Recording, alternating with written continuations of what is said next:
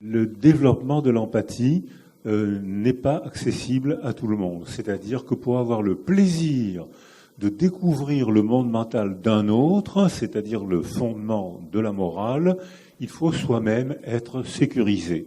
Et lorsqu'un enfant est insécurisé, parce qu'autour de lui, il a des parents malheureux, il y a de la violence conjugale, il y a une précarité sociale, il y a la guerre, quelle que soit la cause de cette insécurité, l'empathie ne se développe pas. Et à ce moment-là, on peut voir un noir, c'est pas important. On peut voir un handicapé incapable de descendre l'escalier, c'est pas important.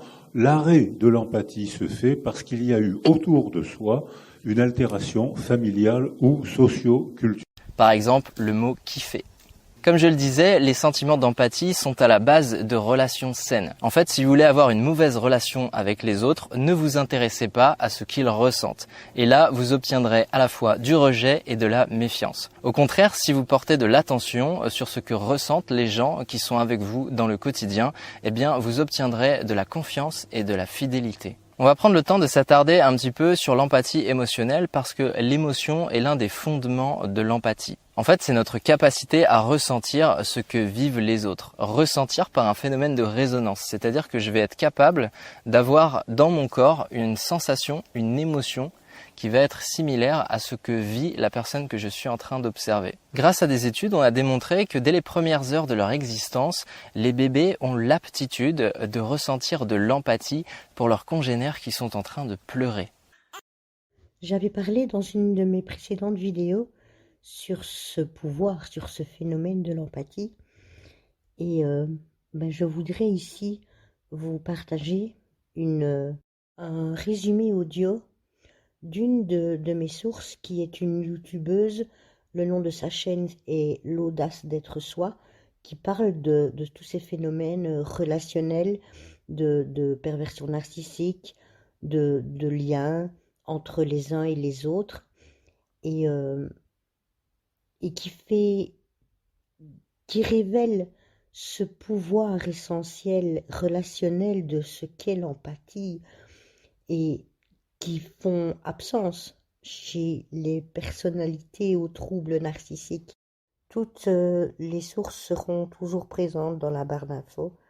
Et à propos de l'empathie, ce matin, j'ai lu un commentaire en dessous de ma dernière publication qui disait que il faut pas tomber dans les clichés, il faut pas généraliser. Et cette personne disait qu'elle n'était pas d'accord sur le point que j'avais mis parmi tous les points, sur le manque d'empathie. Pourtant, l'empathie tronquée, c'est l'un des piliers qui caractérise la personnalité narcissique. Et ce point en particulier a été largement documenté dans les travaux universitaires et les revues scientifiques. Ce sont des revues de renommée en psychologie clinique. Je ne dis pas que ce qui existe dans les travaux scientifiques, c'est la vérité absolue, au contraire. Mais c'est du sérieux, c'est un travail sérieux, il y a une certaine crédibilité. Un déficit d'empathie émotionnelle.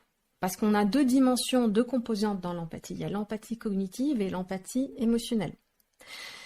L'empathie cognitive, c'est la capacité à comprendre au niveau intellectuel ce qui se passe chez l'autre.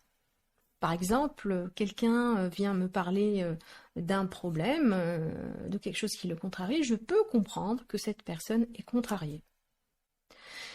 La deuxième composante, c'est l'empathie émotionnelle ou bien affective, qu'on appelle aussi la résonance affective ou la contagion émotionnelle. C'est-à-dire, quelqu'un qui vient me parler d'un problème, je vois qu'elle pleure, par exemple, elle commence à pleurer, il se trouve que moi aussi je commence à pleurer, je commence à ressentir de la peine pour cette personne, je me mets à sa place.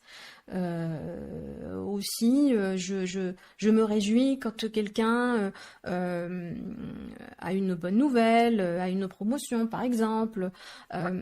Donc c'est ça la contagion émotionnelle, c'est pouvoir se mettre à la place de l'autre.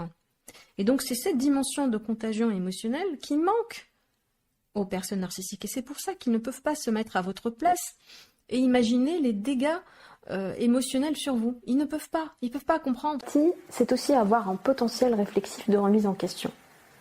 Cela nous permet d'évaluer les conséquences de nos paroles et de nos comportements sur les autres. Mais le narcissisme est aussi caractérisé par un manque de réflexivité. Donc, pour une personne de ce profil, il est simplement inconcevable de se remettre en question, tout en sachant pertinemment que son comportement ou bien ses paroles étaient inappropriées, voire grandioses. Mais c'est une personne qui est persuadée qu'elle a raison, mais que personne ne la comprend. Elle se positionne en pauvre martyr. Ce n'est certainement pas le ou la narcissique qui a tort. C'est vous qui ne comprenez pas, voyons. Non, mais il manque de compassion, de remords et de regrets lorsqu'ils font du mal à travers leurs actes et leurs paroles. D'ailleurs, les narcissiques peuvent tout à fait se montrer gentils et bienveillants dans certaines situations, mais seulement lorsqu'ils en ont la motivation.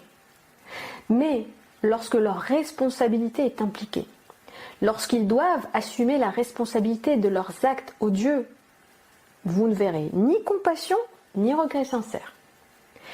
Si vous avez côtoyé des narcissiques, vous savez comment ça marche. Vous pouvez les voir faire preuve d'empathie. Dans le resto, avec ses amis, dans la rue. Lorsqu'il ou elle est en train de garer sa voiture, il fait très attention à laisser assez d'espace derrière son véhicule pour la personne garée derrière. Ils ont la faculté de discernement. Ils savent quand et dans quelles circonstances vous montrer leur empathie lorsqu'ils en ont la volonté et la motivation. C'est une question de timing, c'est pas une question de capacité. Ils sont capables de se montrer très charmants et sympathiques quand ils le veulent. Et donc c'est ce qui induit chez vous la culpabilité. Parce que les voyant si avenants dans d'autres circonstances, vous vous en voulez et vous vous remettez en question. Vous pensez que c'est vous qui êtes cinglé. C'est très déstabilisant en fait. Et vraiment, ça fait froid dans le dos. C'est vraiment glaçant de voir qu'une personne peut sciemment choisir d'alterner entre d'un côté des élans d'empathie et l'indifférence dans d'autres situations. L'empathie, d'une façon générale, c'est la capacité de s'identifier à une personne ou bien à notre être vivant. Cela signifie faire preuve de respect des sentiments de l'autre. Et ce, d'une façon consistante et constante. L'empathie nous permet de faire preuve de tolérance, de comprendre l'autre, ce qu'il éprouve. Cela nous permet de nous soucier du bien-être de l'autre, de trouver des façons harmonieuses pour avancer ensemble. L'empathie nous permet aussi de mesurer les conséquences de nos paroles et de nos actes sur une autre personne. Elle nous permet également de présenter des excuses sincères lorsqu'une personne nous dit que nos comportements ou bien nos paroles l'ont blessée.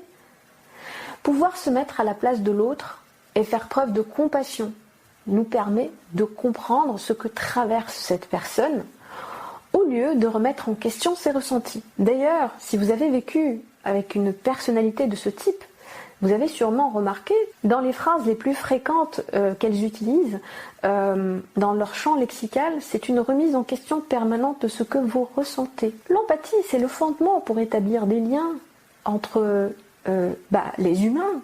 On essaye de comprendre un style de personnalité assez difficile, non pas pour juger les gens, non pas pour les accuser, non pas pour les traiter de bourreaux, mais c'est pour pouvoir retrouver un équilibre, pour pouvoir retrouver sa santé mentale, pour pouvoir guérir nos blessures. Parce que ça laisse en nous de profondes blessures.